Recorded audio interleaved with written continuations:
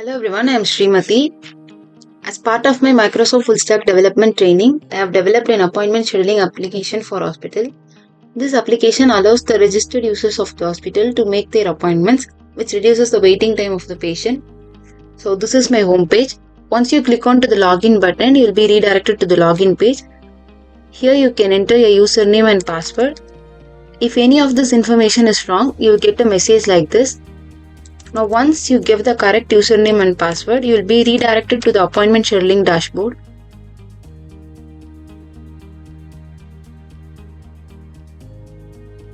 Here you can see the hamburger symbol. When I click on to that, a menu along with various options like add appointment, cancel appointment is being displayed. Now let's look into the add appointment option. In this page, you can book your appointment by selecting the doctor name, appointment date, time and reason according to your requirement. Now let's do that.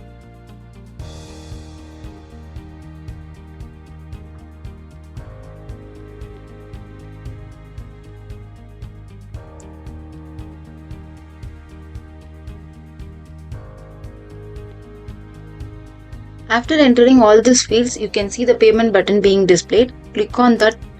Click OK to proceed with the payment. Now you can see the message payment in progress along with the submit button. Click on the submit button. On successful booking of your appointment, you can see the message like this along with your appointment ID and payment ID. Now let's also see another scenario where you try to book the appointment on the date and time which is already booked by others.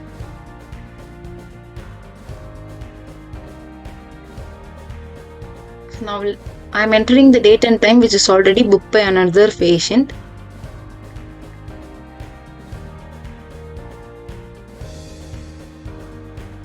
So you can see the message that sorry, this date time is already booked and your payment request is also cancelled. So to avoid this kind of situations, you can also check the availability of the doctor by clicking onto this link. Now you are redirected to this page where you can check the availability of the doctors. You can select the doctor and the date which you want to check the availability. So when I click on to the search button, you can see the timings that are already booked by others. So now let's see the cancel appointment option. In this page, you can cancel any of your upcoming appointments. So when you try to enter the appointment ID which does not exist, you'll get a message like this. Now I'm entering my upcoming appointment ID. And when I click on to the search button, the details of the appointments along with the cancel appointment button is being displayed. To cancel, you should click on the button. A confirmation message will be asked. Click OK to proceed.